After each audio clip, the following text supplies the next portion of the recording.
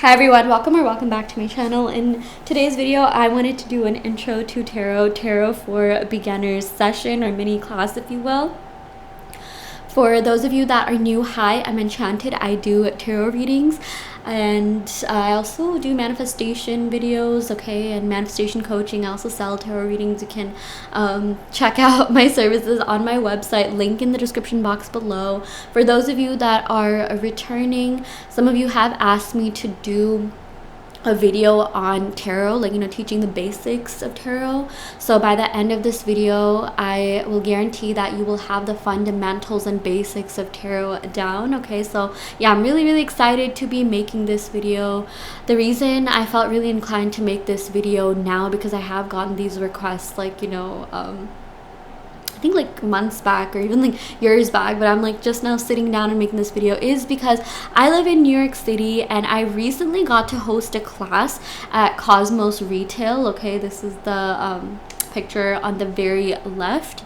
And yeah, this happened this past Saturday, and basically the owner of Cosmos, okay, sat down next to me at a bar. It's called Ankita-Upadhyay in New York City. If you know, you know. It's a non-alcoholic bar with mocktails that has witchy spiritual things, okay, inside of the bar. I absolutely love the aesthetic energy. They also do readings there. Definitely check it out if you're in New York City. It's called Ankita-Upadhyay, Hekate. I should have included a picture of Ankita-Upadhyay on this slide or presentation somewhere, but yeah, basically I was just doing tarot readings with my friends at the bar, because they actually have tarot cards at the bar that you can play with, which is so cool. Okay, I mean, seriously, whoever designed this bar, I wouldn't even call it a bar. It's just like a cool hangout place. But whoever designed it, kudos to you. So yeah, the owner of Cosmos, both of them, the co-owners, sat down next to me and they saw that I was doing tarot readings, and this guy like struck up a conversation with me. He's like, can you give me a tarot reading? I was like, sure.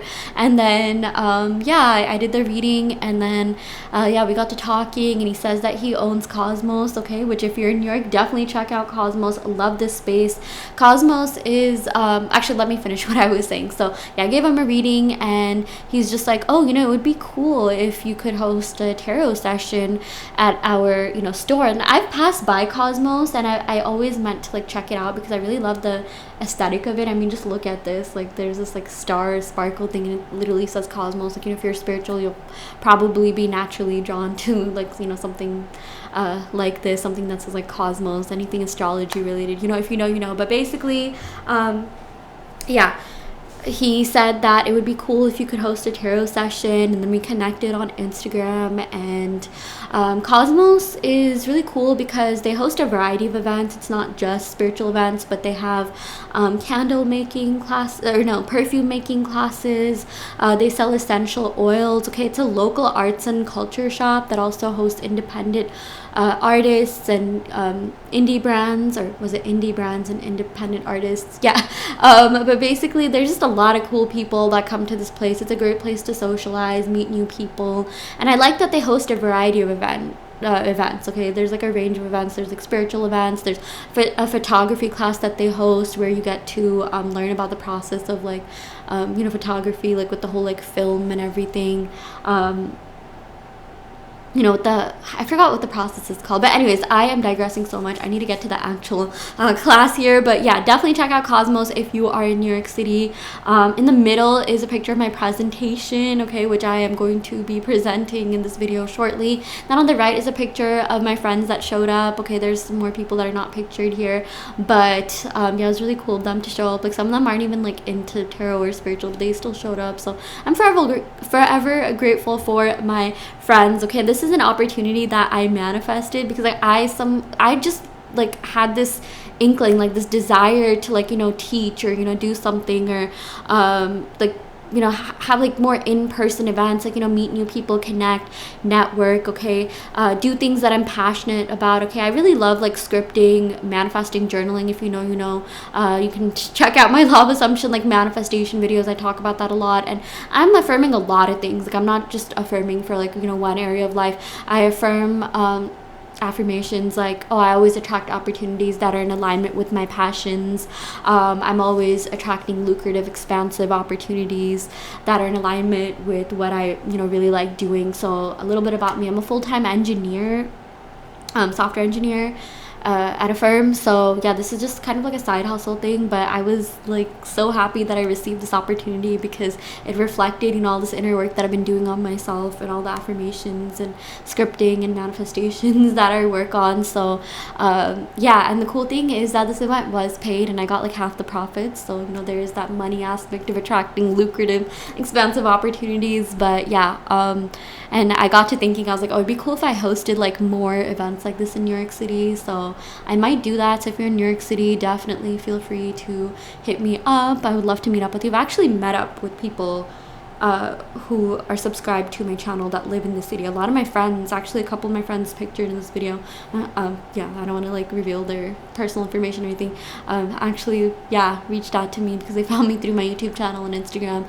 Some people found me through TikTok. So yeah, and one of my affirmations was literally like, I'm meeting friends that are, just like I'm meeting great friends that support me, that I support. I'm always making new meaningful connections, with people, or even like deepening my relationships with my pre-existing friends. Some of them are friends that I've known for like years, and it was so cool of them to show up. So yeah, this event was just like a reflection of a lot of the manifestations that I've been working on, like meeting a network of high vibe people, getting to do something that I'm really passionate about, earning a little bit of money while doing so. So yeah, this is proof that manifestation really does work. Anyways, let me go ahead and get started with the actual presentation. So yeah, this is going to be the overview of today's session. Okay, so I'm going to talk about intro, okay, or I'm going to talk about intro. I'm going to talk about my journey into tarot and give you a brief introduction of who I am. A lot of you may already know this, but yeah, some of you may be completely new. Then I'm going to talk about what tarot is and the history and origin of tarot.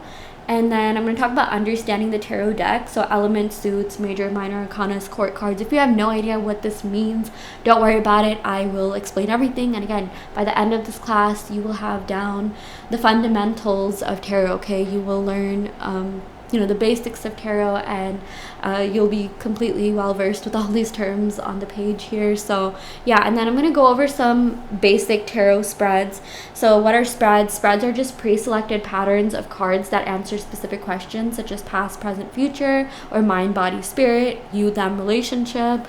And then, okay, so the hands-on tarot reading time was, for the in-person event, which I obviously can't do right now, because this is virtual. Also, I'm using Canva to present this. This is not a screen recording. I thought I'd just, bring up my laptop and just present. So yeah, I love Canva. Canva always comes through for creative, artistic pursuits and endeavors. So definitely check that out if you haven't already. I know there's also Canva Premium, where they started rolling out like more advanced Canva features, but it's so good for everyone. It's so good for anyone who works in literally any industry, honestly, not just like creatives and artists, but yeah, there's so much you can do with Canva. But anyways, let's go ahead and get started. So who am I?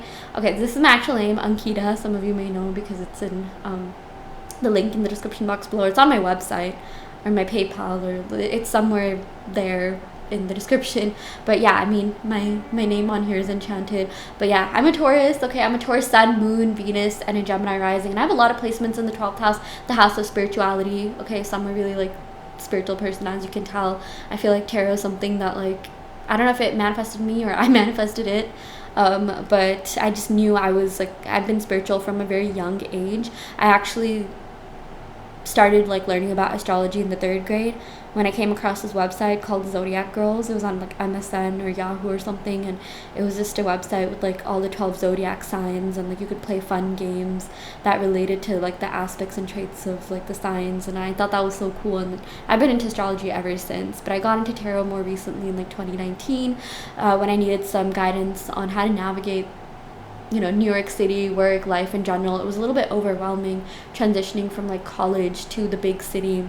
And I'm so glad that I found tarot because it really helped me get to know myself on a deeper level, understand, everything that's been going on around me, understand how to, custom myself to all these new energies, people, experiences that, that I experienced at the time, and I'm still continuing to experience. Okay, just like how to navigate life in general. I see this as like a self like healing, self learning, self like therapeutic type of tool. Obviously this is not a replacement for actual therapy, but it can be really useful to just, you know, learn about yourself on a deeper level. And yeah, again, just navigate the ups and downs of life. And tarot has so much wisdom within it, okay? But you're the one that truly unlocks it based off of your perspective and you know, just your like personal magical like perspective on things. I already said that, but yeah,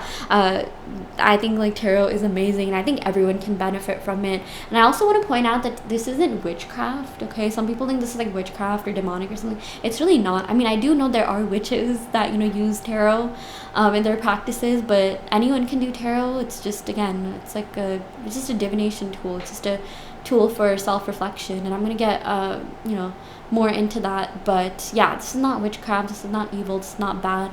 Also, one thing I want to point out is 2020 happened, and I saw TikTok tarot videos, and I started getting deeper into it. Like, I uploaded this video that got like 300k views. It was just a video of me doing a tarot reading, and then a lot of people were commenting on it, and they were asking me like, do you sell tarot readings? Like, this is really good. And I didn't initially sell them at the time, but after like requests from people to do so, I started selling them, and, you know, selling them online virtually. If you ever want to get a tarot reading from me, you can check out my website, link in the description box below, and it's also on my, you know, on the PowerPoint here, or Canva here. And yeah, that's my personal Instagram. And yeah, let's go ahead and get started with the tarot. What is tarot, and, you know, the history and origin of tarot. So tarot is a deck of 78 cards that's used for divination, self-reflection, and guidance, and it's believed to have originated in the 15th century. In 15th century Europe as playing cards. So it originates from Italy and was called tarocchi before evolving into an esoteric or mystical tool used for divination. It reads the current energy surrounding an individual, telling a story through symbolic imagery and offering insights into the past, present, and future based on that energy. It's not so much about psychic predictions as much as it is channeling your current energy to see what possible timelines are available for the future based on your current level of consciousness, thoughts, vibrational frequency, belief system, you know, whatever you believe in that you're embodying. Okay, so this is really important to keep in mind, that nothing is set in stone. There's infinite timelines. There's so many possibilities of how things can play out. You know, when you do a tarot reading, that's just one possibility of how things can play out, again, based off of your current energy. So yeah, nothing is, you know, like I mentioned, nothing is set in stone. So if you get like a tarot reading that's like quote unquote bad or fear mongering, know that if you change your energy, you can change the outcome of that reading. Or you can just say, you know, I don't really resonate with it. Again, tarot is just for fun and entertainment. And yeah, so if you change your energy perception on certain things, you can, you know, shift your reality, and the cards will foretell a different story. One way you can do that is by conscious manifestation. You can affirm, script, journal, you can do spells, whatever, you know, you can do so much to like change the energy and outcome of certain things.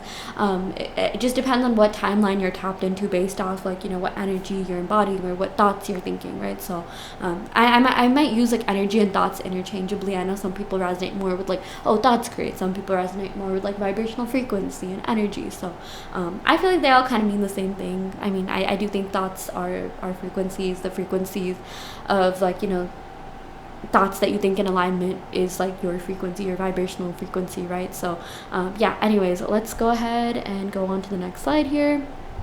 So understanding the tarot deck. So these are the major arcanas, okay? The major arcana consists of 22 cards numbered from 0 to 21. Each card represents significant life events, spiritual lessons, and archetypal themes.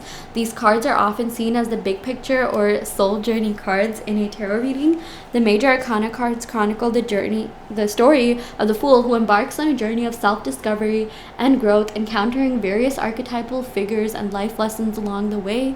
This journey, known as the Fool's Journey, symbolizes the spiritual and personal development we all undergo throughout our lives. Okay, so that's what all these major arcana characters represent. Okay, this is just the journey of the Fool, which is pictured right here. Oh, I totally forgot I had this like little pointer thing. So yeah. And then we have the minor arcanas. Okay, the minor arcana consists of 56 cards divided into 4 suits: wands, cups, swords, and pentacles. Each suit contains 14 cards, 10 numbered cards, ace to 10, and 4 court cards: page, knight, queen, and king, which I'll get to in a minute.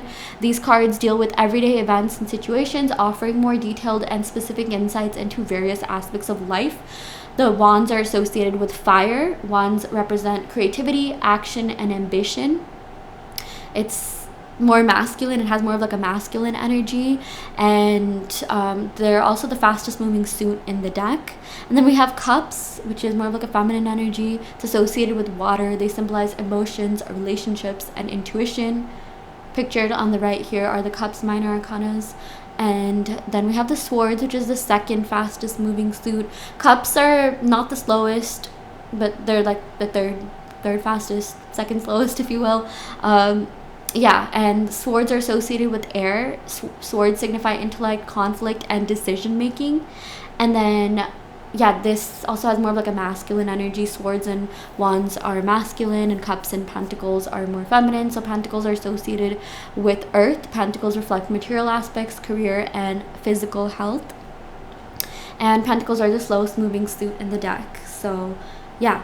That's just the gist of it. Okay, so I mean, each spread depends on, if you're asking about timing specifically, you know, like each spread depends on like how many of each suit you get. So it's like if you're getting a lot of wands, that means things are going to happen for you really fast within a matter of days. Okay, wands represents days. Cups, okay, let's go to swords because that's the second fastest moving suits. Swords represents days to weeks. So if you're asking about the timing of a certain event, when will you meet your soulmate, when will you get into your next relationship, when will you get that dream job, you get swords, that means it could literally happen in a matter of like days to weeks. And then we have cups, which represents weeks to months. And then pentacles could represent like weeks to, you know, a year or even years. So yeah, that's just how I know it. I know some people might have a different interpretation because again, tarot is subject to interpretation. That's also something I really want to stress. So yeah, it's a very subjective thing to do. Okay, even though tarot does have like specific, you know, definitions, right? The 78 cards all have a very specific definition.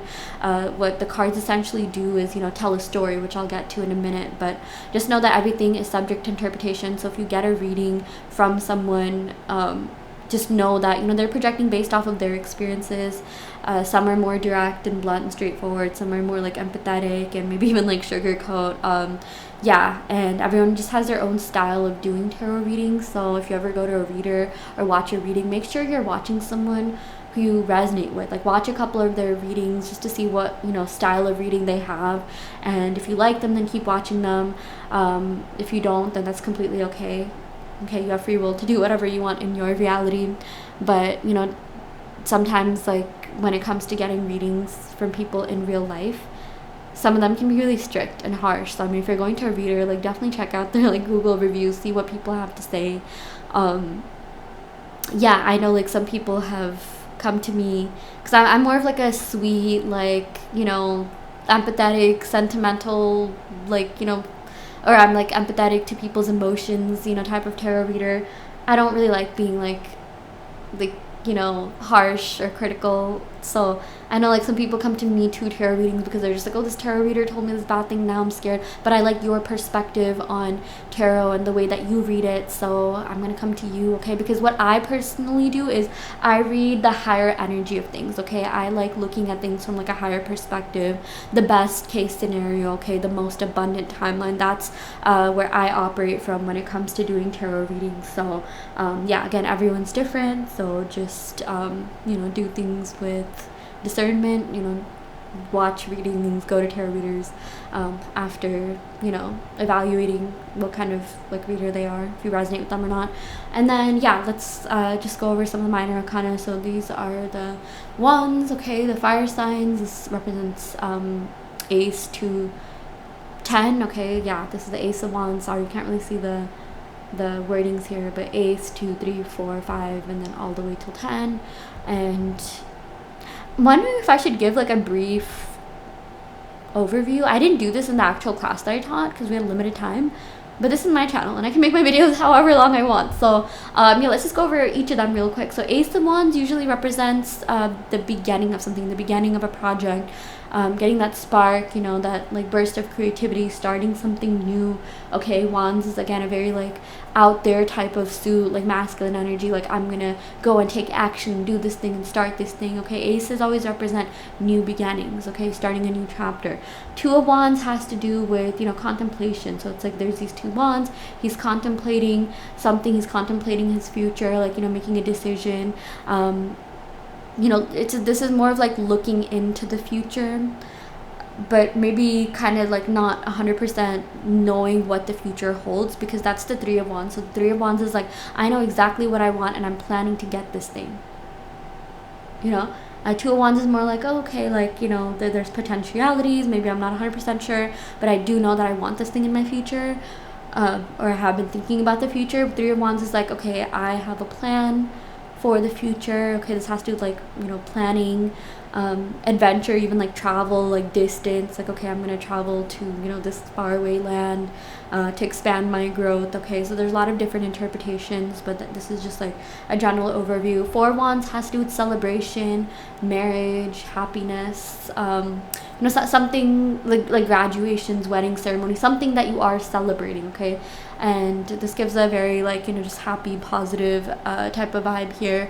Four in numerology represents stability. Okay, so if you're asking about love and you get the Four of Wands, that means it's like you might be manifesting your soulmate, you know, the person that you're meant to be with, and you're gonna have a lot of stability in that area of life. So yeah, and then we have the Five of Wands, which has a completely different energy than the Four of Wands and even the cards before it. Five of Wands has to do with strife, conflict, discord, arguments, fighting, headaches, tension. Okay, and then we have the Six of Wands, which has to do with victory, success, getting the result that you want, overcoming certain things. It kind of makes sense that this is right after the Five of Wands. Maybe this could mean, like, if you were to read this as a spread, it could mean with the Six of Wands, you overcame this thing that caused you a lot of discord. And then we have the Seven of Wands. This has to do with like timing of certain things. It's like the phrase that I like using is that I'm only going to do this thing if I know I'm going to win. I'm only going to go into this battle if I know the outcome is going to be in my favor. Okay, so yeah, that's like one of the ways that you can interpret it. I think sometimes it also does have to do with like persistency, like I'm not going to give up on this thing, but like also at the same time I have to be cautious about my timing. Okay, I know that, like, you know, I'm going to fight for this thing, I'm going to go after this thing, but also like be, you know, strategic about it. And then we have the Eight of Wands, which I just realized has like no person in it, no characters. Ace of Wands and Eight of Wands have no people in them. Wow, I never even noticed. I think these are the only ones that don't have characters in them. So Eight of Wands has to do with speediness, quickness. Things are coming in fast, things are really taking off for you. Okay, getting contact, getting communication. Okay, so yeah. And then we have the Nine of Wands, which is more of like a kind of like passive energy here. This guy's just standing with like a wand in his hand, but he's standing in front of the other wands, which means like he's kind of like he's guarding something, he's protecting something. Maybe he is a guarded person, or he's protecting, like, you know, something in his life, protecting like you know, something that he's already built for himself, and maybe not taking action because it's like, okay, you know, I built this thing for myself and I want to be strategic about how I go about doing certain things. It does have more like a passive energy to it, like I mentioned, but it also has to do with like persistency and tenacity. Like, I'm not gonna give up. Like, maybe now I won't take action, but like I still haven't given up. Okay, so this has more of like a, I like to see this as like, you know, quiet type of like manifestation energy. Like, maybe I'm not gonna go all about like, you know, be super actionable about certain things, but maybe I'll like, you know, guard like I'll reflect on everything that I've learned, you know, and go about doing things in a more like strategic, logical manner. Like, I just noticed that some of the wands, as I'm looking at them, like I'm getting a little bit of like swords energy in some of them.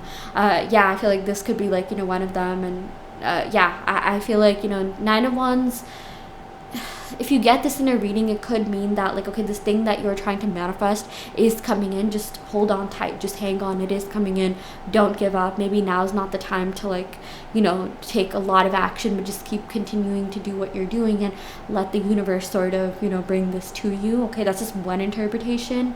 So yeah, and then we have the 10 of Wands. 10 of Wands has to do like feeling burdened, feeling stressed out, feeling like some, like, you know, heavy weight, like external stress, pressure. Like, you know, he's carrying all these wands by himself. Maybe this is someone who refuses to ask for help and just does everything on their own, and like they're just facing life on their own, even though maybe there could be people around them, but you know, they're just like too stressed out, too burdened. Sometimes could mean like, okay, maybe I need some alone time. Okay, if I were to like give advice, if someone got this card, I would say that I believe 10 of Wands also has to do with like the completion of something. 10 in numerology, and I believe in tarot as well, also has to do with the completion of something, like something new coming in, something new and better coming in, you know. So it's like you've ended this karmic cycle, like the worst is over and now better days are coming in. Okay, so that's what the 10 of Wands represents. Again, this is just an overview of the cards.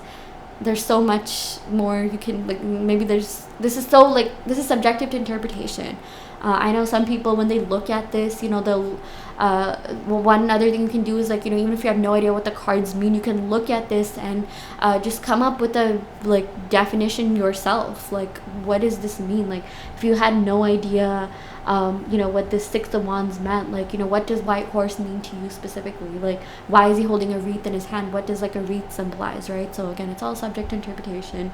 You don't necessarily have to like, you know everything about, you know, tarot to be a good reader or to even do a reading. Okay, sometimes it's fun to ask friends. Like for me, I will ask my friends who don't know anything about tarot to do a tarot reading for me. Okay, like I have like, you know, some guy friends who know nothing about tarot, and sometimes when we get together, it's so interesting to compare like, you know, what they have to say versus like, you know, like my interpretation of it. And it's really funny. It is definitely like it is an experience, I'll tell you that. It's, yeah.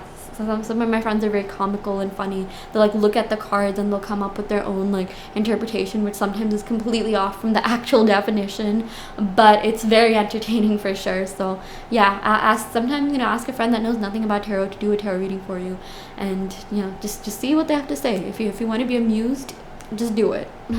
Okay, so we have here the minor arcanas. Okay, the earth, the pentacles. Okay, that represents earth energy.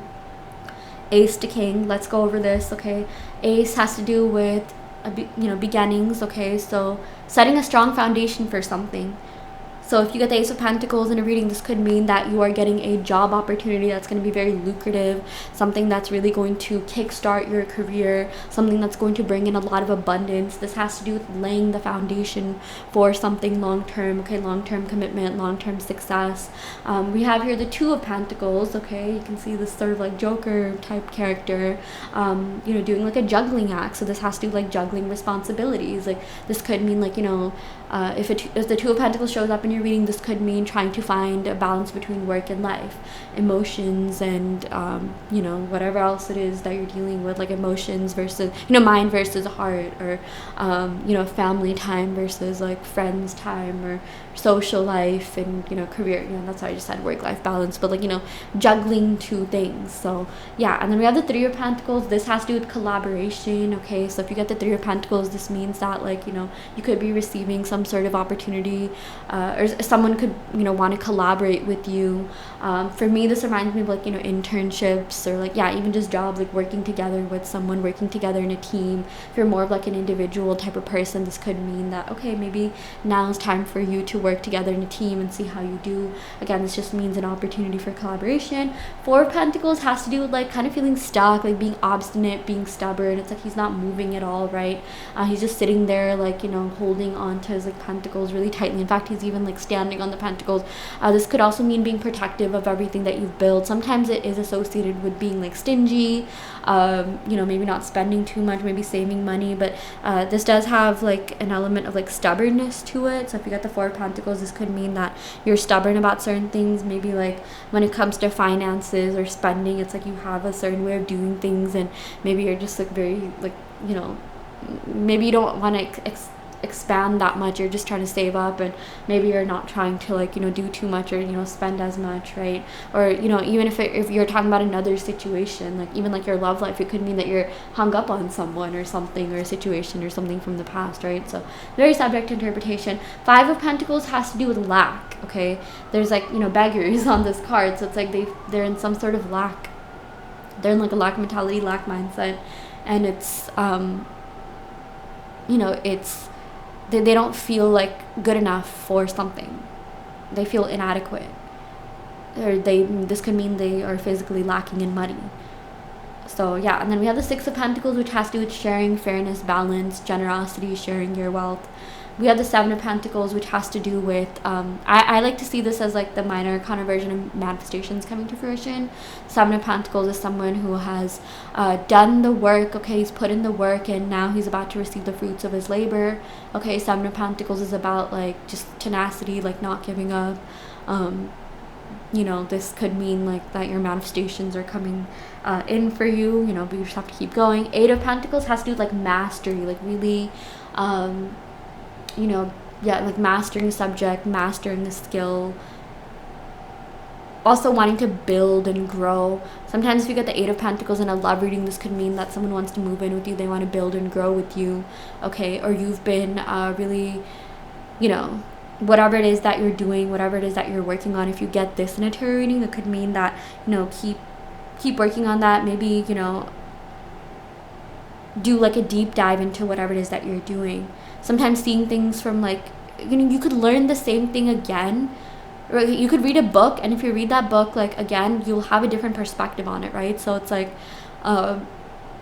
when you really deeply understand a subject, right, like you get all of these like different insights, like maybe like coming back to something. Sometimes this could mean like, okay, maybe there's something you already started, and you know, this is the time for you to revisit that and really master that, because this is something that could really take off if you just, you know, put in some more work and time. And this also has to do with like resources, like, you know, there's a lot of resources available to you, so, you know, make use of those resources, and you know, you could really become something successful and amazing. And then yeah, we also have the 9 of Pentacles. This has to do with like individuality, independence. 9 is a very like individualistic like type of number in tarot and numerology, I believe. Again, independence, individuality.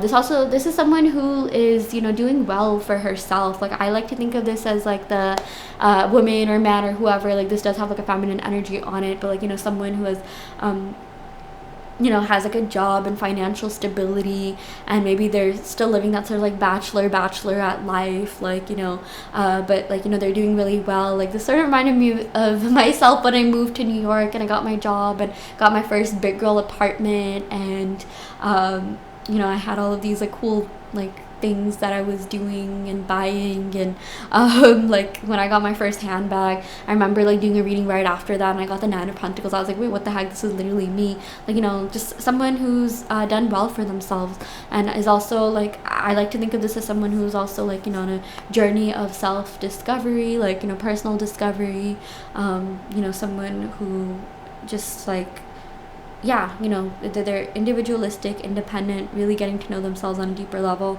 They have financial stability. They've made a name for themselves. Okay, very good card to get. Then we have the 10 of Pentacles, which has to do with combined wealth, finances, maybe moving in together with someone, or yeah, sharing things. Okay, like sharing like money with someone, or like sharing like rent or something, like, you know, like family vibes. So it's like if you're asking like, oh, should you move in with this person, and you get this card, it's a definite yes. Okay, combined finances, wealth, and yeah, sometimes I think this also has to do with like generational wealth, like maybe creating like wealth for future generations. Okay, because this does have a family pictured on it. Maybe it's hard to see.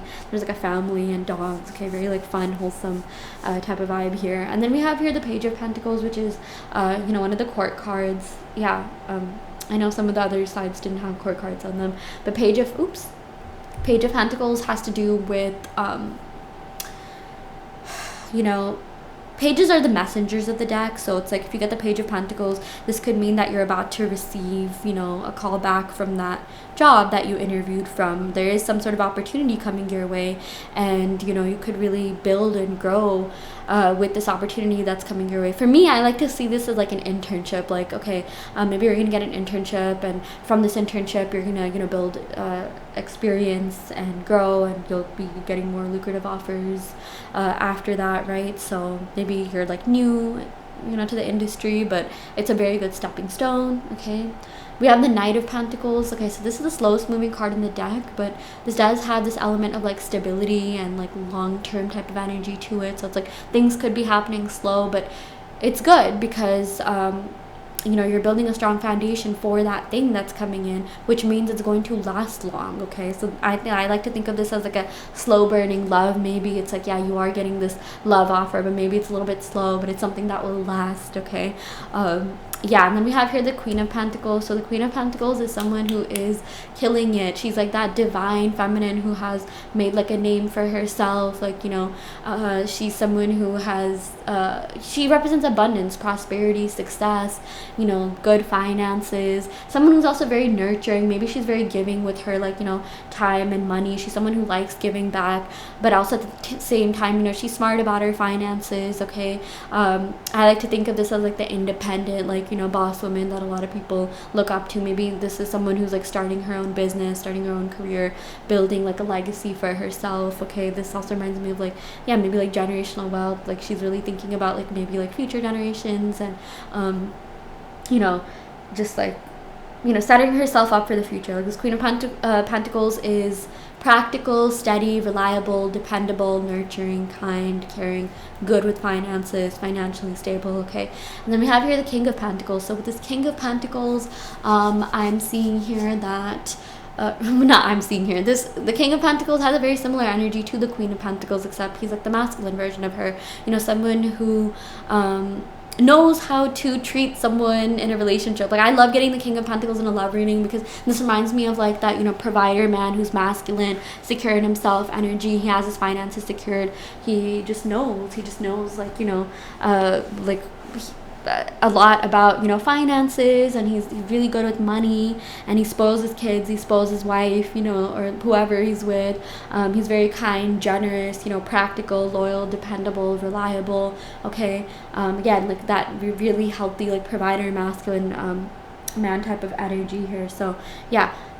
And then we have here the minor arcanas, okay, or all of them are minor arcanas, but we have here the swords minor arcanas, which represents air. So Ace of Swords, aces represent beginning. Swords have to do with thinking. So it's like maybe you're thinking of starting something new. Okay, this also has to do with like clarity, gaining clarity on certain things. For me, this reminds me of like, you know, whiteboarding, or like, you know, setting up like a blueprint of, you know, something that you're about to begin, you know, thinking things through wireframes, right?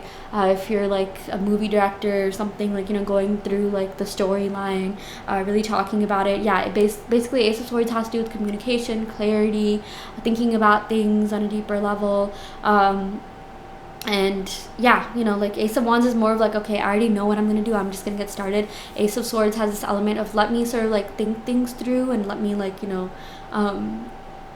go over this in a very strategic manner. Okay, swords is associated with air, and air energy is like very strategic, you know, smart, sometimes even low-key like calculative. Sometimes, you know, we'll get to this, but like, you know, even like deception can be associated with air signs, but like mental, like, you know, mind games, right? So the universe is mental. I know a lot of people like believe in that mentalism. So yeah, I feel like if you're into that, you might find like the, you know, swords very intriguing in tarot. But yeah, that's just what the Ace of Swords represents. Here we have the Two of Swords. Two of Swords has to do with being indecisive. Okay, this is associated with Libra, which is also associated with like, you know, being a little bit indecisive, like not knowing which option to take, which route path, or you know, to take, or you're stuck between two things, which one should I choose? And then we got here the actually, yeah, before we get to that, you know, you can see she has a blindfold, so it's like she's kind of like living in her mind about certain things, rather than like, you know, going out there and like, you know, figuring out what it is that she wants. Maybe she's just someone, you know, this person that's pictured is like they need to open their eyes a little bit. They need to see like what's up, what's going on. so that they can make this decision. Like this is like a very much like passive card. Like I have no idea what to do, but I'm not even taking steps to figure that out. It has a very like reticent, like reserved type of energy. And then we have here the Three of Swords, which has to do with like heartbreak. Okay, I mean, yeah, pretty self-explanatory here.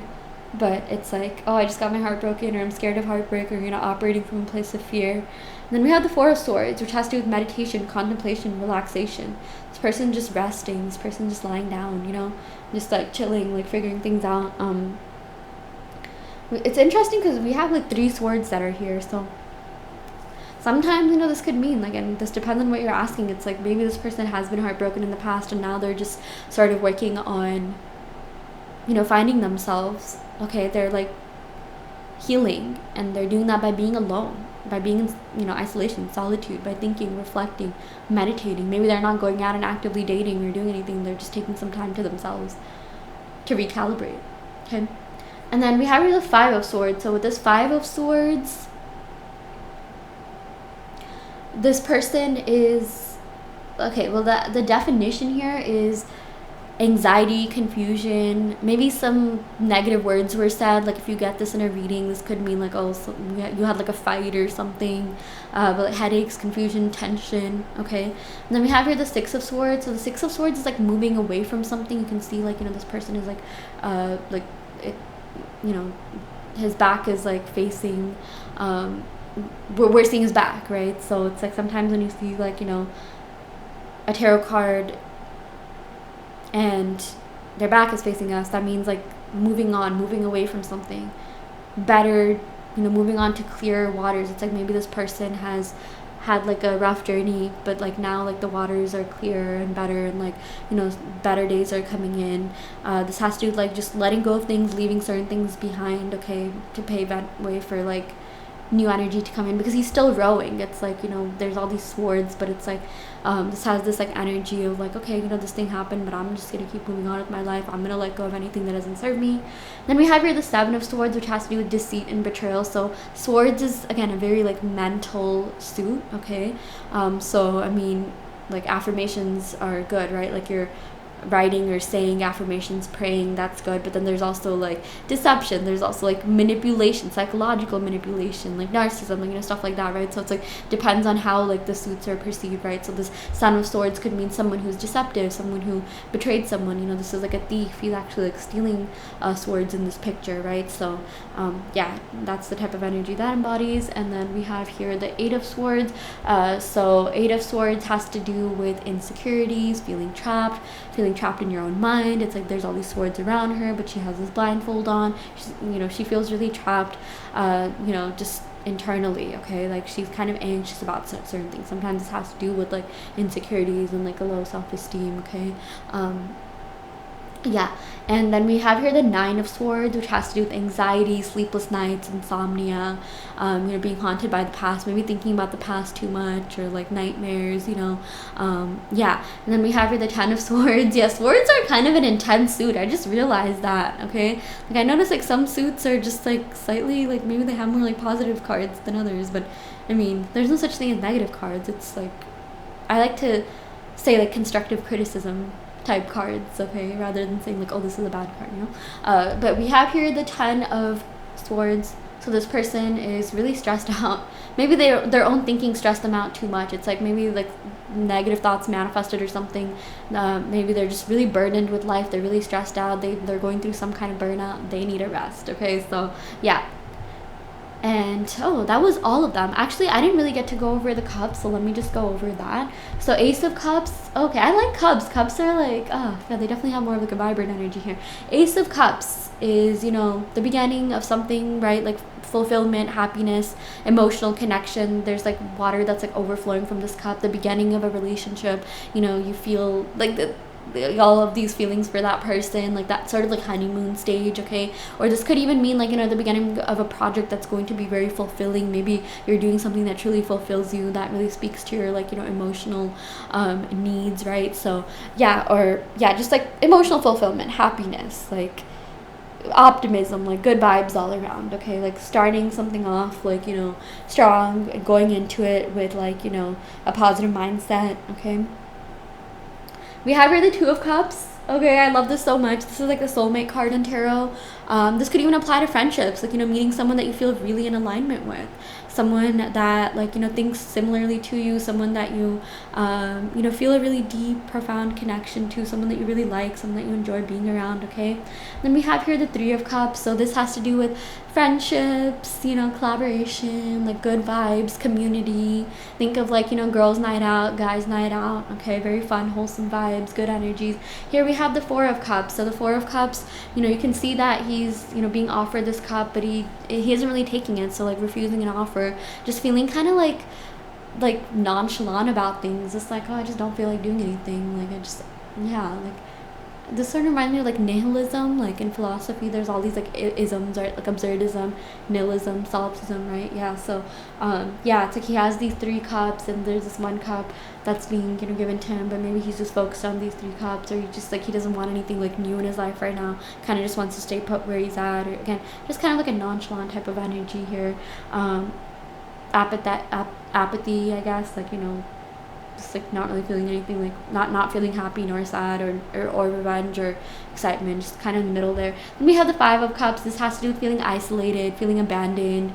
It's like, you can see there are these 3 cups that have fallen, then there's these 2 cups that are upright, but he's facing the 3 cups that have fallen. So it's like he's pessimistic. There's a phrase that says no use, worrying about spilled milk, right? He is worrying about spilled milk. Like he is pessimistic, feels kind of lonely, withdrawn, just not wanting to really connect, maybe heartbroken. Sometimes this could mean like, oh, there are these other opportunities, but like he's just kind of reflecting on like, the past. And yeah, Four of Cups, Five of Cups have like similar vibes. Both speak, like this one especially speaks to like solitude, abandonment.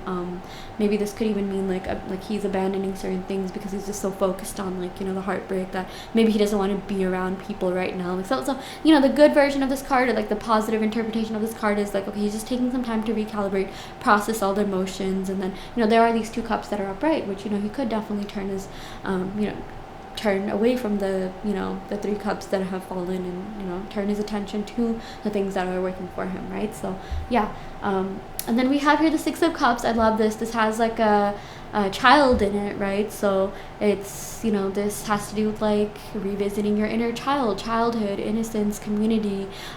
This is also one of the soulmate cards in the deck, like meeting someone who reminds you of like the fonder memories of your childhood, or maybe like reconnecting with people from the past, reconnecting with people from your childhood. Okay, that's always very amazing. Yeah. And then we have here the Seven of Cups, options.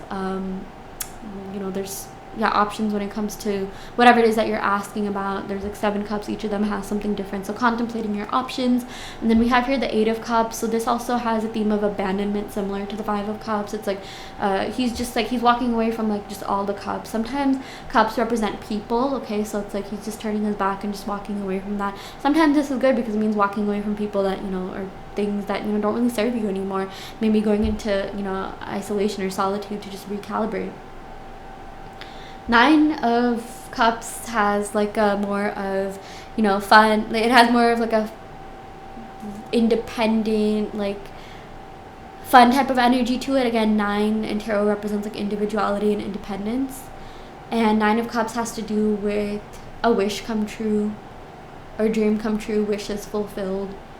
Okay, so this could mean like, okay, you're beginning to date someone, but you're still like a bachelor, bachelorette, right? Like you're single, like you are, like you're dating someone, but like you're not married just yet, like you're in that like phase, but you're still like a little bit more individualistic. You still have your own like place and stuff. So it's like yeah. And then the 10 of Cups is more about like moving in together, starting a family. Okay, can definitely see the sort of difference there. But yeah, 9 of Cups is nice because it means like wishes fulfilled. So this could mean like you're attracting a job opportunity that's going to fulfill literally everything that you want. Like it'll have the type of work-life balance you want, the salary, just like the cups could represent like different things, right? Like the location that you want, like just like everything that you want, like all in one card. And then the 10 of Cups is like taking that a step further, like, okay, this is the perfect thing, the perfect opportunity. I'm so blissful, I'm so happy, I'm so optimistic, love, joy, sharing, caring, community. Okay, yeah, So that's what that means. Okay, so let's go ahead and talk about analyzing the tarot deck. Okay, so I got this from the mythicalfairy.com. So I really love like looking deeper into the pictures on the deck. I'm sorry if you couldn't see some of the pictures. I know some of them might have been a little bit blurry, or I could have zoomed in a little bit more, but yeah.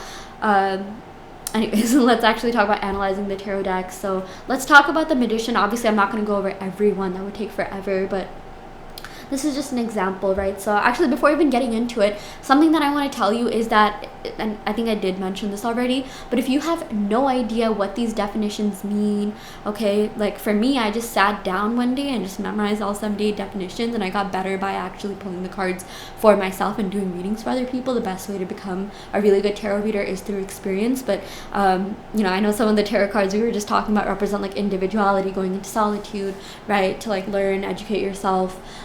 So yeah, nothing wrong with just sitting down and like doing some research on the cards. So yeah, let's get into it. So with this Magician card, this is a major arcana card.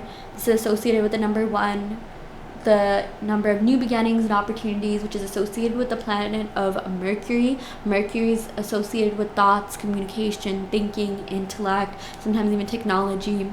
And yeah, we see, flowers here, which represent like the blossoming and fruition of ideas and aspirations, right? There's flowers all around these cards. And then one hand pointing up towards the universe, and then the one hand, pointing down towards the earth. So what does that mean? That's subject to interpretation. It's like kind of like, having a balance of both. For me, this reminds me of, the hand that's pointing towards the universe. This reminds me of connecting to a higher consciousness, channeling the astral realms. And the one hand pointing down towards the earth represents being more logical, 3D oriented, like the material world, right? So like this could represent like again, higher consciousness, astral realms.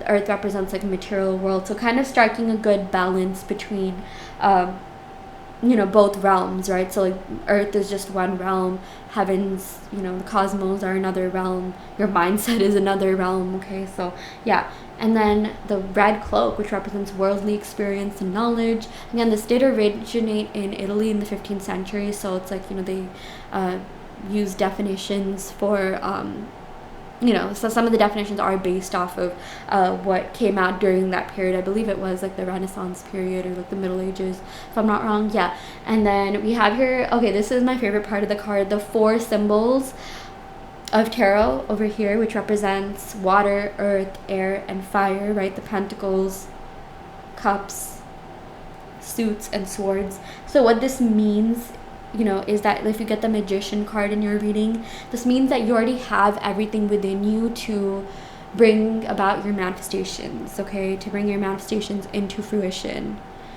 So it's like you possess the intellect to do so. You possess the resources. You just need to tap into it more emotionally. Cups also represent like people, right? Like meeting the right people, meeting people that are in alignment with you.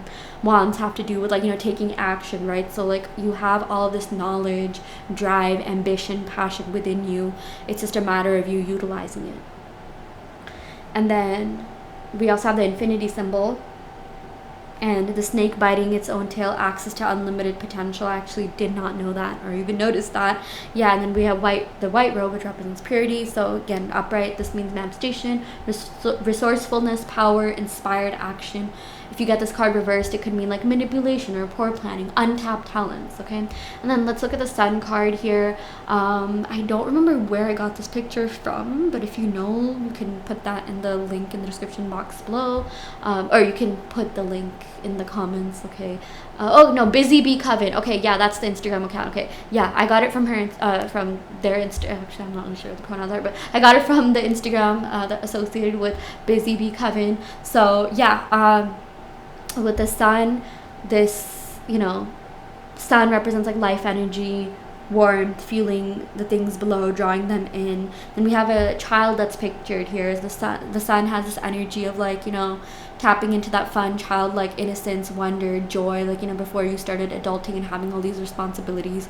You had a very optimistic view of the world, you know, for a lot of us, and you know, you had this like wonder, you were always looking forward to things, you didn't have, you know, that many responsibilities or anything, and it's just, you know, like just tapping into that is really great, because, you know, approaching life from like a youthful, you know, perspective makes life fun sometimes, you know, that's one interpretation. Yeah. The white horse represents purity and strength and has the power to run wild and take control, but the discipline to listen and take direction. Sunflowers represent growth, resilience, hope. Walls represent the limits we've imposed on ourselves. Okay, so it's like, you know, yeah, there's this sort of like contrast here of like, you know, when you're a child, actually the possibilities are endless, because, you know, your brain's still developing, and yeah, it's not fully developed, so it's like, you know, you don't have all the information or knowledge, so you actually have more space to create. I believe there's talks about like, you know, the brain waves, like when you're a child, your brain waves tend to be more in, I forgot the exact one, but like more like theta, and, you know, like more like open to, you know, like when you're in theta, basically your subconscious mind is more active over the conscious mind, right? So like you're not 100% like, you're not like programmed yet, right? So it's like your mind, your brain is still developing, right? And, you know, alpha is more of like, okay, like you're already programmed, like, you know, like a lot adults are like, you know, an alpha or beta, if I'm not wrong. Correct me if I'm completely butchering like the brain waves. I feel like I should know more about this. I do talk about the brain waves, and this is just something that I read somewhere, so I mean, I'm not even 100% sure if it's like accurate, okay, but I just this is just one way of looking at things. Feel free to correct me if I'm wrong, but I do think that, like, you know, as children, because our brains aren't fully developed, right, like we you know, we're not like subject to that much, you know, programming. So that's why I heard that, like, you know, the development that a child has between 0 to 7 years, okay, like that kind of you know, like brain, or what do you call it, like the however a child gets influenced, especially in those first 7 years of their life, can dictate a lot of, you know, the experiences they faced in their teens, their adulthood. But that's not to say that can't be changed. That's also something I want to talk about real quick. Like, this does have an element of, like, you know, being programmed in your childhood, but you know, things can always, like, no matter what you learned, you know, your brains are neuroplastic. Actually, recent research and scientific studies have shown that our brains are neuroplastic even in adulthood. I think before science came out and said, like, oh, our brains can only be programmed as children. So I mean, yeah, we are you know, that there is, I'm trying to think of the words. It's just like the words are like on my tongue, but I just can't like properly explain it. But you know, as adults, like, you know, our brains can still expand and grow. But, you know, as children, it's like there's more of, like, you know, there's more potential, right? So it's like if you read a lot of books in your childhood, like you will probably be a very smart adult. And but that's not to say, like, you know, if you barely read any books, you just played mostly video games, you're just gonna be dumb for the rest of your life. Like, no, that's not what that means. But it's just like, you know, whatever habits that you developed in your childhood, they probably will impact you a lot more. Okay.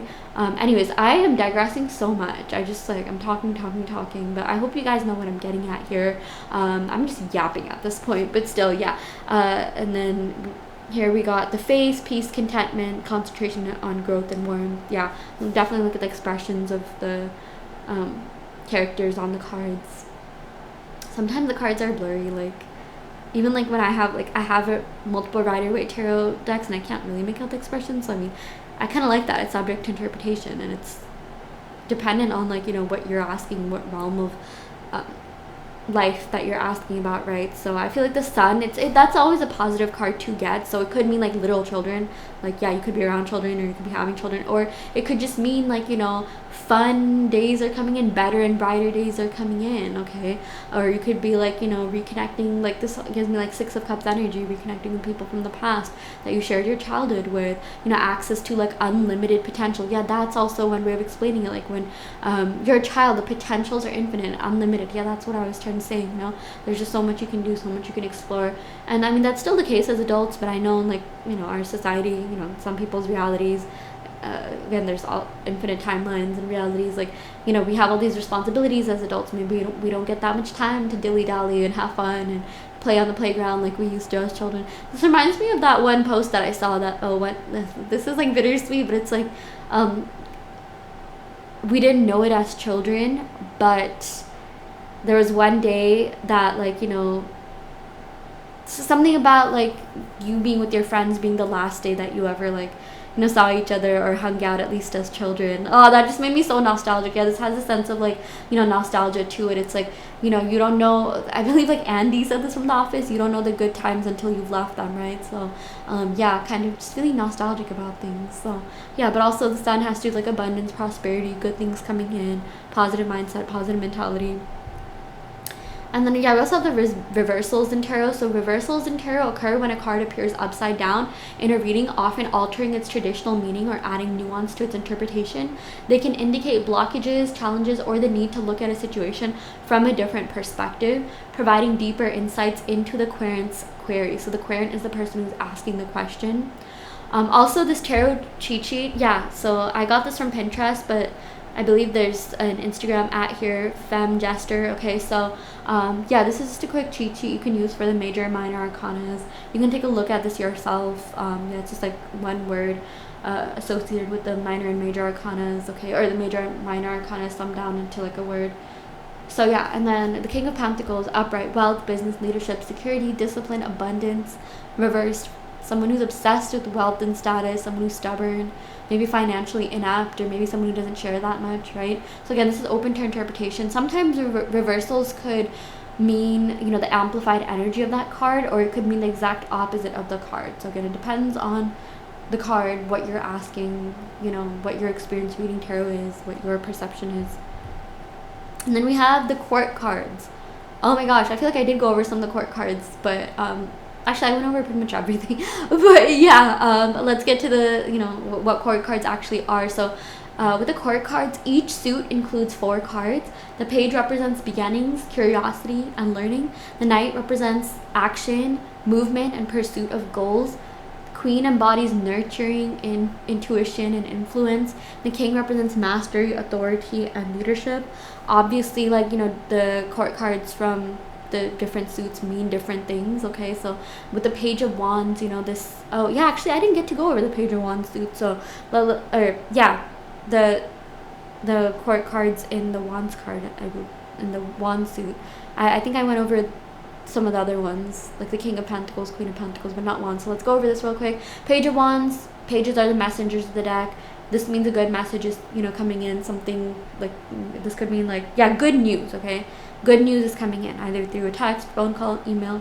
Okay, Knight of Wands is someone who has this, like, enthusiasm for life. He's very passionate, you know, gets a lot out of life, you know, goes to all these fun events, parties. If you're asking in the context of love, this could mean someone who's kind of a player, okay? Does have that sort of, like, player type of energy. Queen of Wands is someone who is passionate, enthusiastic, ambitious. She has a lot going on for her. Sometimes, you know, the negative version of Queen of Wands, maybe if it comes in reversed, is, like, you know, someone who could be, like, overbearing. Like, sometimes, like, yeah, I mean, this is associated with the element of fire. It's, like, someone who could be, like, a little bit too much at times, but, like, you know, this, it could mean, like, a, maybe sometimes, like, a more, like, I hate saying this word, like, you know, toxic, like, feminine energy, or, like, someone could have, like, a toxic maternal figure, or, like, you know, someone in their family that has feminine energy that was really overbearing or harsh on them, like a very protective mother even, okay? It doesn't necessarily have to mean toxic, but yeah, but the Queen of Wands is also someone who's ambitious, passionate, has a lot going on for her, inspires other people, okay? Total boss. Boss babe or whatever. Then we have here the King of Wands. Okay, so King of Wands is someone who is a leader. He could represent a, you know, authority figure, someone who is, you know, who has his empire, like, you know, set out for him, like, he knows how to be in a relationship and manage his empire. Very masculine in nature, okay? But the reversal, or, like, you know, the downside of this card could be, like, someone who's a little bit egotistical, maybe even a little bit narcissistic, maybe a little bit selfish. But it's like, you know, that's sometimes what makes him a good leader. Like sometimes could be like a ruthless leader, or very ambitious, fiery, passionate. Okay, just someone who is a leader. This could represent like, you know, boss energy, like, you know, someone like who's your manager, right? The Queen of Wands could represent like, yeah, even like in the workplace, like you know, a female manager, like someone with more like feminine energy, someone who's high up there. These could represent, again, authority figures, someone that's famous, celebrities, royals, right? Or even just people like around you, you know, could embody these energies, right? So let's go over interpreting the cards again. Again, even if you don't memorize the definitions, you can tell a lot from observing the imagery. So this is from the original Rider-Waite Tarot deck, which is a standard for modern tarot interpretations. Okay, so we already went over the Sun card, and we have here the King of Swords. So the King of Swords is someone who is very logical, practical, analytical, sometimes even calculating. He prioritizes, you know, like matters of the mind over his heart, you know, being more logical rather than emotional, mind over matter. Okay, he could be pretty like direct or blunt with his words, you know, but he's good. He's a good leader. He gets things done. He's productive. He's like straight to it, you know. Yeah, this represents adaptability in a fast changing world. Sometimes if you're asking the context of love, this is someone who, like, you know, he could have been like, you know, someone who wore his heart on his sleeve. He has a softie deep down, but he has he can come off to be a little bit guarded and protective. He has this nature of like, okay, like, you know, I am an emotional person, but maybe I've been hurt in the past, so I need to be more logical minded about certain things. That doesn't mean he doesn't have emotions. It's just his mask. It's just the demeanor he gives off. Okay, so the cards tell a story. Yeah, this is, you know, one of the most important things about tarot, in my opinion. So tarot is just a, you know, telling a story. Like, what story are the cards trying to tell based off of like what you are asking it, you know. Again, interpretations are subjective to the reader or the eye of the beholder. I said that so many times. Like, I feel like I was really stressing that even in the presentation that I gave. I feel like sometimes when I don't know what to say, like, I'll just say it's subjective to interpretation, guys, you know. But what do you think the following cards are trying to tell? You know, take a look at it, maybe write it in the comments below. Again, it depends on what area of life you're asking about. If you're asking about business, this could mean like, oh, you know, there's this, you know, really good opportunity ahead of you that's going to bring you a lot of prosperity and abundance. But in order to really be able to tap into it, you need to, you know, be smart, organized, diligent, planned. You know, think about things on a deeper level. Really, like, you know, now's the time to be more practical than anything else, okay? You can come at this, you know, like I mentioned, in an organized, planned manner.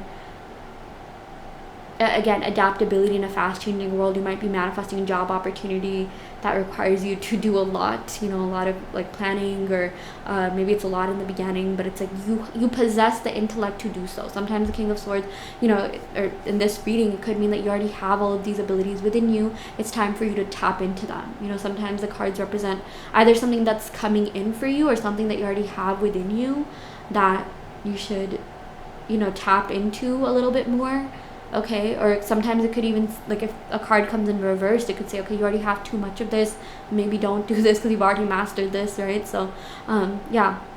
Also the North Node, South Node, like, you know, in a birth chart, this is a little bit of a tangent. If you want to know what you're meant to do in this lifetime, look at the North Node. Okay, the South Node represents who you were in a past life.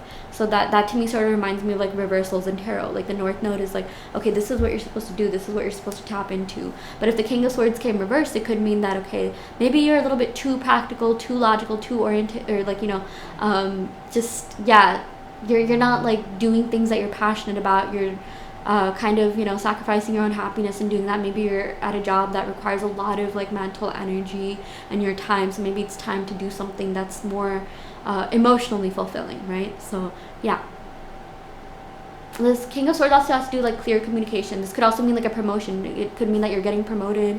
to a higher level, or like, you know, higher people, like senior people at your workplace have been taking note of you and observing you. So now's the time to communicate clearly, or you're going to be getting opportunities to present more, communicate more, lead meetings, you know, gain visibility within your career or field. And then we have here the Ace of Pentacles. So yeah, Ace of Pentacles, you know, has to do with like stability and, you know, new beginnings. So you are attracting this really lucrative job opportunity, and, you know, you're gonna really grow in this field. Okay, this could mean like, okay, you know, you've already mastered something. The King of Swords, you know, the kings represent mastery, and it could mean like, okay, now you're getting promoted to something else, or maybe you could even be changing maybe, yeah, like either fields, or like, you know, there's a specific word for this, like, you know, maybe you were like a software engineer, but in a certain team, right? You could be changing teams. I think it's like cross inter something. You guys might know what I'm talking about, right? So it's like, I know at work, like I had this person who worked on my team, and she still maintained the same, like, you know, job title. Like she was a software engineer. She just moved to another team because she felt like, you know, maybe like the salary range was higher, or, you know, she had already mastered whatever she was doing. She just wants to keep growing, learning, elevating. Okay, so that's one interpretation. Write down what you think these cards are trying to tell you. You know, you could write like, okay, in the context of love, I think these cards are saying this, this, and this. In the context of relationships, or like, you know, in the context of career, or you know, work, finances, it could be saying yada yada yada. So just, yeah, whatever you want to, whatever, you know, comes to mind. Feel free to write it in the comments. It's so interesting seeing other people's interpretations. I know some people are like more optimistic than anything else. Some people are, you know, like we all come from different backgrounds, experiences, mindsets, mentalities, even different cultures, right? Like even it's cool, like, you know, asking people from different cultures, because certain things in their culture could mean something very different from your culture, right? So, or, you know, asking someone who knows about tarot, and then asking someone who doesn't know tarot, and compare and contrast the definitions. Tarot card spreads. So like I mentioned in the very beginning, tarot card spreads are specific layouts in which cards are drawn and placed to provide structured guidance and insights on various aspects of life. Each position in a spread represents a different element or area of the querent's question, allowing for a comprehensive interpretation of the cards in relation to another. So one of the most common spreads is a 3-card spread. So the 3-card spread is, you know, one way of doing this is asking about the past, present, future, you, them, relationship, the situation, obstacle, solution, mind, body, spirit, path 1, path 2, path 3, accept, embrace, let go. Okay. We have the new moon tarot spread. I really like doing these, like new moon, full moon tarot spreads. One question you can ask is like, what seeds do I need to plant during this new moon? Okay. How can I be in alignment with my intentions? What will guide me to the fulfillment of my desires? Okay, with full moon, it could have more to do with completion. Like, okay, what happened during this full moon? What came to fruition, right? Or, yeah, you can literally just go on Pinterest and look up moon spreads, like full moon spread, new moon spread, okay? We also have here the message from future self spread. Spend more, like this is like more intricate 9-card spread, right? So, you could receive messages and guidance from your future self by doing tarot. You could even tap into, you know, your past self, your inner child through tarot as well. Like, oh, what would my inner child say to me right now? What would they be feeling about me? You know, or like with your future self, like what advice does my future self have for me? What do I need to focus on? What do I need to let go? And also, like, before doing this, I would say, like, you know, have a clear picture of what you want your future self to look like, or you could keep it general. Maybe you are tapping into the version of yourself that got that promotion, right? Or got that, you know, thing that you've been manifesting, right? So like I would say try to get clear and specific if you're trying to use tarot as a tool for manifestation, which you totally can, because there are manifestation spreads as well. So there's a spread you can do. I'm just making one off the top of my head. Like the first card could represent okay, what am I manifesting? Like, you know, like what are the aspects of what I'm manifesting? The second card could represent what do I need to do to you know, be in alignment with my manifestations. Card 3 could represent what do I need to do to accelerate my manifestation. Card 4 could represent what do I need to let go of to get my manifestations, right? So yeah. And then you can get creative and make your own decks, okay? I made my own decks. Do I have them near me? I don't. It's on the other side of the room, but you can definitely check out my decks on my website. Okay, it's listed here if you want to buy my deck. Okay, so I made this like witchcraft type deck, and then Daisy Princess style deck, and yeah, you know, I made this using Canva and Dolly. I'm not gonna lie, I did use AI, but it would be really cool to like find like an artist. You know, I really want to like I want to like commission an artist to do a deck for me one day. Okay, but yeah, I made this using Dolly and Canva, full transparency, and yeah, you know, you can definitely buy it here if you're interested. You can make your own deck. If I can do it, you can as well.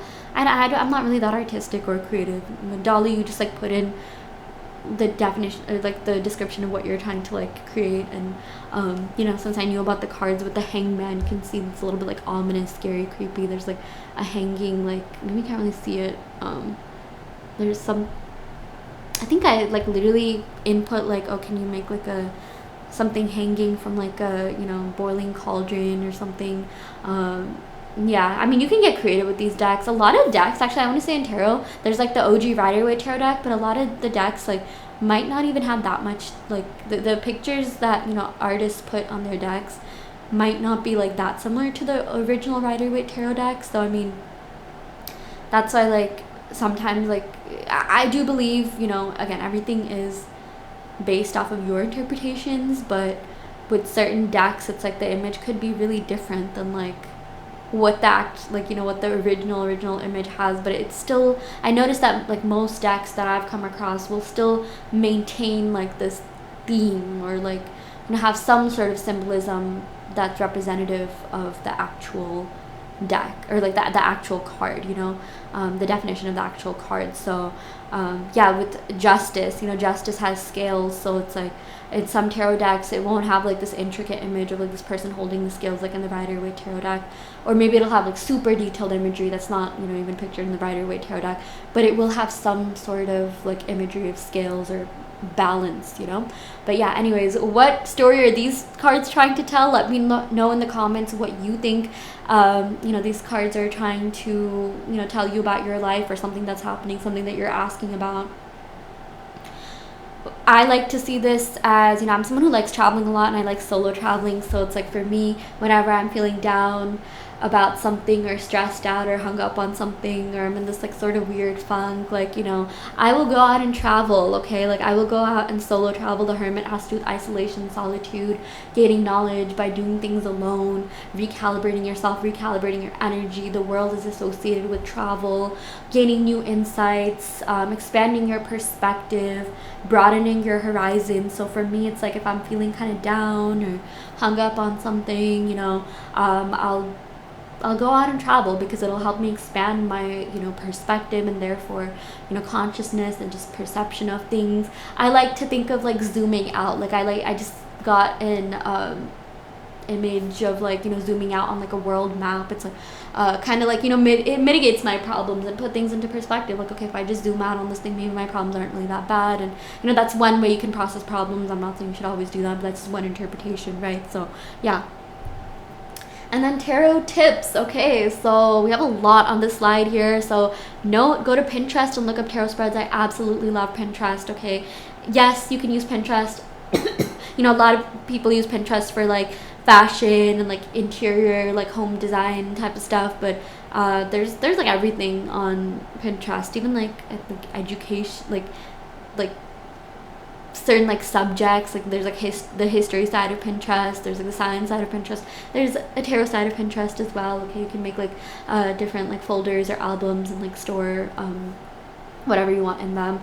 Yeah, or like, you know, if I have like a bunch of different boards. Yeah, they're called boards. Like I have a board for like pretty much everything. every like lifestyle thing you can imagine. Board for spirituality, board for interior design, board for food, board for dresses, fashion, you know, like aesthetics, certain aesthetics, right? So anyways, yeah, shout out to Pinterest. You can tell I really like Pinterest. So one tarot tip I want to give is that you can cleanse your tarot cards using sage or incense, or charge it in the sunlight or moonlight. I know some people like making moon water, right? So if you've heard of that, you can also charge your tarot cards in the moonlight. You can charge your tarot cards using salt crystals and stones. or just prayer and intention. You can do all of them, one of them. It's up to you.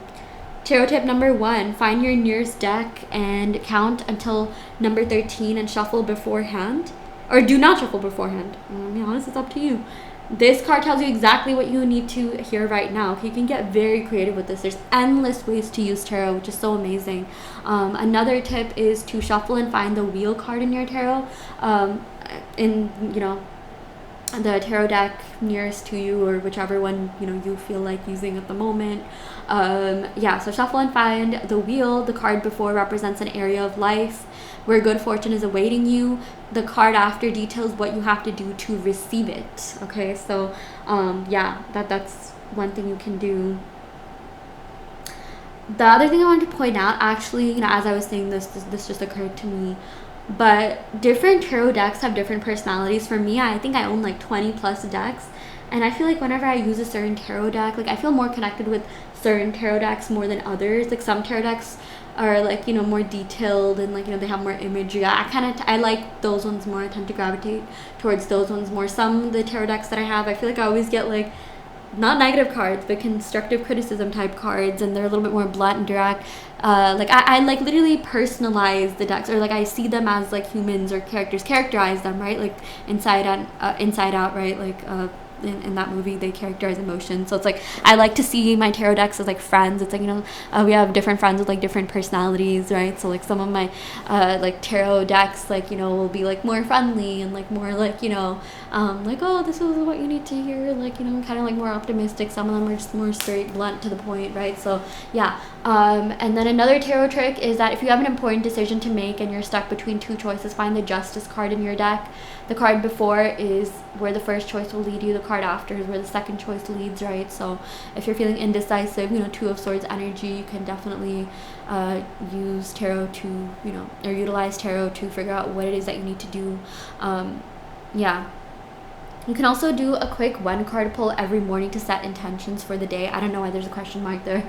But yeah, what can I expect for the day? What energy should you embody to have a good, fulfilling, productive day? You can pull some cards at night to reflect on the day or set intentions for the next day, or even ask the cards to gain insight into your dreams, or even charge your dreams to find clarity or answers, right? So it's like maybe you can sleep under one of the clarity cards in tarot is the Ace of Swords. What some people will do is they'll put the Ace of Swords near them or under their pillow and like just set an intention. Okay, I'm going to find clarity in my dreams, or just overnight, you know, I'm going to harness my subconscious mind and find clarity on this thing, and hopefully I'll receive the answers, you know, in the morning or whenever, you know, hopefully soon. Ace of Swords, it's a pretty fast moving like suit, right? So it's like if you want clarity fast, maybe, you know, that's something you can use. Yeah, the Empress represents abundance. So if you're trying to manifest abundance or prosperity, you know, you can even use tarot as a tool for manifestation. Sleep near the Empress, right? Yeah, and you can even like, okay, like this might, okay, so there's like scary cards in tarot, right? Like the Devil and the Tower, right? Or the Death. It's like if you sleep next to those cards, that doesn't mean those bad things are gonna happen. It just means that it could mean that, okay, you know what, I'm letting go of this thing in my subconscious mind. That has to do with like letting go of things that no longer serve you, right? So it's like maybe you had like a weird like day or something, or you felt kind of off. If you actually sleep with like, you know, like the like, you know, like the whatever card, constructive criticism card, you could actually like get that thing out of your subconscious mind. It could mean like you're cleansing out that energy, or you're balancing that energy using that tarot card, right? So yeah, this will basically just help you connect with your cards and deepen your intuition. Also, you can use ChatGPT to ask what the different cards mean in the context of your question, okay? Unconventional advice, nothing wrong with utilizing AI and ChatGPT. Obviously, it's not a replacement for real life, you know, connection tarot readings. I personally would go to like an actual tarot reader, like watch a reading or do it myself, okay? Like AI is not a replacement, but if you're, you know, getting into tarot, actually at any point in your career during tarot, you could even like have mastered tarot and you're really good at it, you can still use chat, because I've actually like noticed like chat has some really genius interpretations or different ways of perceiving the situation that I might not have originally thought of. Like I really like comparing, you know, I'll like do a tarot card spread for myself. I'll like, you know, take notes on like what I see, what I observe, right? my interpretation, and then I'll input the same thing into chat and see what perspective it has. And sometimes it's like, wow, I didn't even think of it from that situation, from that angle. So yeah, this is definitely something, you know, you can utilize. For example, you can ask, what does the Sun, King of Swords, and Ace of Pentacles in that order signify in terms of my past, present, and future? Or you can ask for a general energy reading, right? So I would say if you're using a specific tarot spread, input that spread, you know, the question, or like whatever that spread is, like past, present, future. If you're asking about like a relationship, you, them, whatever, and then input the actual you know, cards that you get. You can even, with chat, it's really cool because you can input a picture. You can like take a picture of your cards. You don't even have to write all this out, and then right under that you can write it. You can just ask like, hey, what do these cards mean in the context of my question? Okay, so yeah. Okay, on to the next slide. Okay, this was the hands-on time that we had. Okay, one other spread you can do is, what is the overall energy for today? What can you look forward to? What should you avoid? Very basic spread you can do when you wake up to, you know, sort of just know what's coming for you in the day. Or you can, again, you can use tarot to set intentions for the day. Okay, so yeah, let's see what else I have. That's all I have for you. This is a very introductory, like beginner type of class. Okay, but you definitely, if you sat through this whole thing, you have done the fundamentals and basics of tarot. You can definitely do a tarot reading for someone, and it will probably be really good, better than you thought. The best way to get really good at tarot is to do them yourself, is to do readings. Okay, so yeah, I really hope this helps. I do want to let you know that I offer in-depth tarot readings as well as manifestation coaching, and I also custom make subliminals. So if you're interested in any of these questions, or if you're interested in any of these services, check out the description box below where you will find my website. You can sign up for those services through my website. And yeah, thank you so much for tuning in. I wish you all the best. Love and light.